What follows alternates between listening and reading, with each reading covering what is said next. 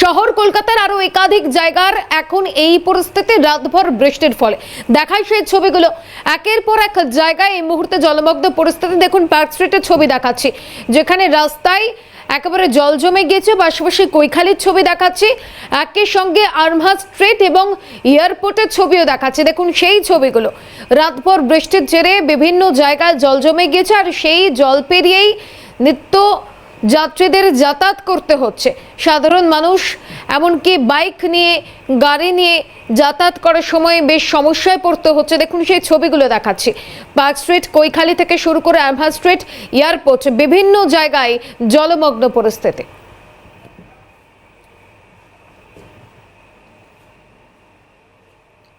আর এবার জাদুঘরের সামনের এই মুহূর্তে কি পরিস্থিতি, কি ছবি সেটা দেখায় চলো। সেখানেও একেবারে রাস্তা জলমগ্ন, পাম্প দিয়ে জল বের করার কাজ চলছে, কাজ করছে কেএমসির নিকাশের কর্মীরা। ভারী বৃষ্টিতে জলমগ্ন একাধিক এলাকা, এয়ারপোর্ট, কৈখালি, হলদিরাম সহ বাগুইয়াটি, জোড়া মন্দির জলমগ্ন। জাদুঘরের সামনের রাস্তা, সেখানেও জলমগ্ন পরিস্থিতি। তবে জল নিষ্কাশনের কাজ শুরু হচ্ছে, পাম্প দিয়ে জল বের করার কাজ চলছে। দেখুন সেই ছবি দেখাচ্ছে, পাম্প দিয়ে জল বের করার কাজ ইতিমধ্যেই চলছে, কাজ করছেন কেএমসির নিকাশের কর্মীরা। সেই ছবি দেখাচ্ছে, দেখুন একেবারে জলমগ্ন রাস্তা, সেই ছবি দেখাচ্ছে। ভারী বৃষ্টিতে একেবারে জলমগ্ন পরিস্থিতি। আর এখান থেকে ঠিক কি ছবি, সরাসরি সেন্ট্রাল অ্যাভিনিউ থেকে আমাদের প্রতিনিধি অভিরূপা সাহা রয়েছেন আমাদের সঙ্গে। অভিরূপা, কি ছবি এই মুহূর্তে, কি দেখতে পাচ্ছ? ধরে ফেলেছি মাসুমা, দেখো আমি একেবারে সেন্ট্রাল অ্যাভিনিউতে রয়েছি। সকাল থেকে যেভাবে বৃষ্টি চলছে, সকাল নয় বলা ভালো, একেবারে রাত থেকেই যেভাবে নাগাড়ে বৃষ্টি চলছে, তার জেরে একেবারে জলমগ্ন গোটা সেন্ট্রাল অ্যাভিনিউ। আমার চিত্র সাংবাদিক জ্যাকি দেখাচ্ছে সেই ছবিটা। দিনের বেলাতেই একেবারে রাতের অন্ধকার নেমে এসেছে শহর জুড়ে, গভীর নিম্নচাপ ফুসছে সাগরে, আর তার জেরেই ভারী থেকে অতি ভারী বৃষ্টি চলছে মঙ্গলবার রাত থেকেই। রাত যত গড়িয়েছে বৃষ্টির পরিমাণ তত বেড়েছে। তোমাকে দেখাচ্ছি সেন্ট্রাল অ্যাভিনিউর ছবি, এবং যেহেতু ঘড়ির কাঁটায় 10টা বেজে গিয়েছে, ফলে ধীরে ধীরে অফিস টাইমও শুরু হয়ে গিয়েছে। যানজট বাড়ছে এই জলমগ্নতার জেরে। দক্ষিণ কলকাতার তুলনায় উত্তর কলকাতার একাধিক জায়গা জলমগ্ন।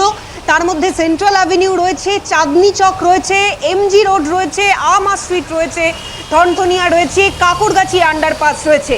একাধিক জায়গা জলমগ্ন হয়ে পড়েছে, এবং যারা নিত্যযাত্রীরা রয়েছেন তারা বেশ সমস্যার সম্মুখীন হচ্ছেন। আমরা বেশ কয়েকজন নিত্যযাত্রীদের সঙ্গে কথা বলেছি, তারা বলছেন এই ভারী বৃষ্টির জেরে কিন্তু বাস চলাচলে বেশ কিছুটা সমস্যা হচ্ছে। রাস্তায় অন্য দিনের তুলনায় বাসের সংখ্যা অনেক কম, তার মধ্যে যানজট, আর তারপরে এই বৃষ্টির জেরে দুর্ভোগ কিন্তু কোনোভাবে রেল লাইনেও কমছে না। যদি সম্ভব হয় একটু কথা বলবো। দাদা, একটু কথা বলছি, এত বৃষ্টি, রাস্তায় জলমগ্ন গোটা এলাকা, কি বলবেন? সকাল থেকে একেবারে কাজের দিনে নাস্তানাবুদ সাধারণ মানুষ।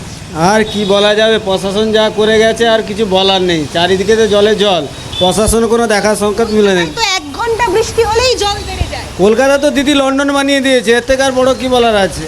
কোথা থেকে আসছেন আপনি?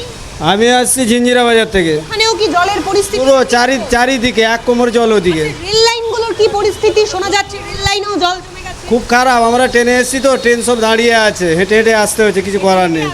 তোমাকে দেখাচ্ছি সেই ছবিটা, আরো কয়েকজন রয়েছে, একটু কথা বলবো। দাদা, একটু কথা বলছি, এত বৃষ্টি, রাস্তা জল, কতটা অসুবিধা হচ্ছে?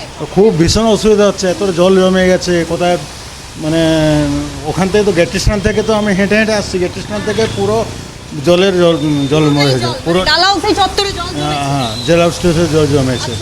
আর ট্রেনে চেপে এলেন নাকি? না, আমি হেঁটে রাস্তাঘাটে বাস কি বুঝছেন? জলের জেরে তো যানজট হচ্ছে। হ্যাঁ, বাস চলছে, কম চলছে।